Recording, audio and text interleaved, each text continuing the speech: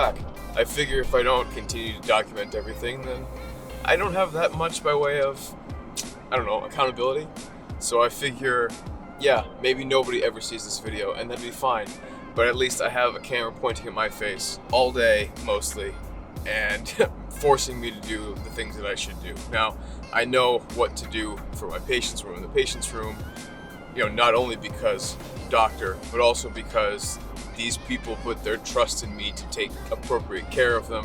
And if they have concerns, they trust me to be able to explain myself. That doesn't count. What I'm talking about is getting up, getting a workout in, eating the right things over the course of the day, which for everybody, that seems to be the biggest struggle. Now, not everybody has that struggle, but that's a struggle for most people, I think. It certainly is for me. Night, I have no willpower whatsoever, and I try to hold off on eating all of the crap that's in my house. I will say, come early next month, all that's gonna be gone. For different reasons though. But here we are, just north of 4:45. Just north of 5:45, and I'm driving my happy ass to the gym. Now this certainly doesn't apply to everybody, but this is something that I've noticed with me personally.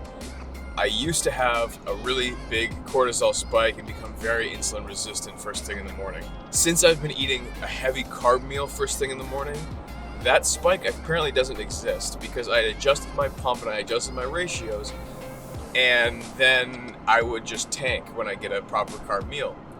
If I don't eat in the morning, I stay high, I can't come down. I don't know what's going on, but that's what it is. And I will say that after a carb heavy meal, go lift, I feel so much stronger than if I just had like a granola bar or something. I am trying to be more cognizant of filming at the gym because some of y'all wanted more gym stuff, and I figured, sure. But I'm about to pull in, less talking, more lifting. I can't believe you guys are catching me on an arm day. Never happens. First things first, compound movements. Narrow bench press for the triceps, 4 sets of 8, looking at 245 there. And first bicep exercise is part of a superset just to see how the forearm is doing. Today felt pretty good, so did some seated, stationary hammer curls into an overhead triceps extension. Just stand up, adjust the bench, get right back into it. Those kind of supersets. Going for 8 to 10 reps each set. After that, we have a bicep superset from hell. First exercise with the shoulders flexed, so out in front of you, and pronated proper curls, sets of 20 here. Obviously with my face, these are exhausting. And then just kind of bring the cable down, turn around, and do it with your shoulders extended. We're doing hammer curls this time, and obviously these are a killer. Last thing I do for this exercise is narrow grip push-ups with a band. I really wanted to do it with a lighter band, but they didn't have any. I was going to go for sets of 20, but with this one that goes to 75 pounds at the top, I only got to sets of like 8 to 10.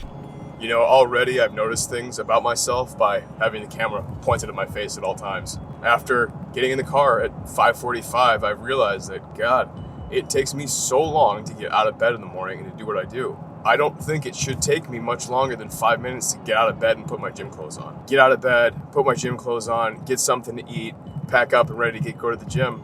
I don't see why it should take more than 15 minutes. But here we are at, 5:45. Learning happens when you actually watch your own film.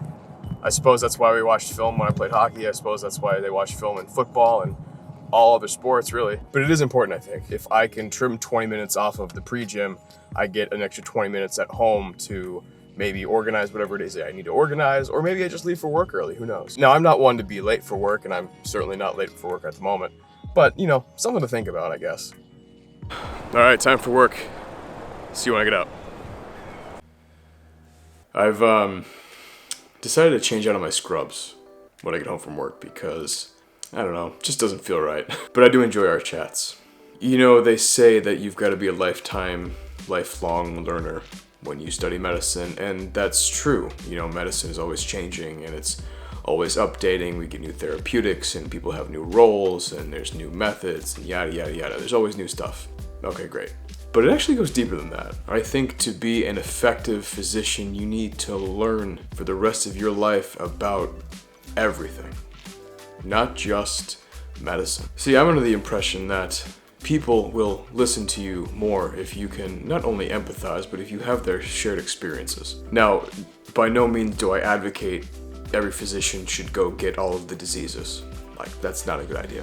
But what I do think is important is that we become more worldly. If you follow me for any period of time, you know that I believe that to my core. I consistently tell people that if you're at a coin flip between taking time off and not, take the time off. If you don't know whether you should go away for the weekend, go away for the weekend. If you don't know if you should pick up a new hobby, pick up the new hobby. Over and over and over again, I could not possibly be more consistent. What you have to realize is people are going to listen to you if you come from a position of, well, education and power. And frankly, that's what the doctors are. But they'll listen to you with more of a friendly tone if you can talk to them about something that they enjoy. Whether it's about their work, or you like their watch, or whether you and that person grew up in the same area, whether you both have a fondness for fine Italian wines, for example. But what I will say is this, it doesn't go unnoticed by your patients. They may not tell it to you, but they will certainly tell somebody else how much they appreciate your chats with them. And when you can reach a patient with the medicine and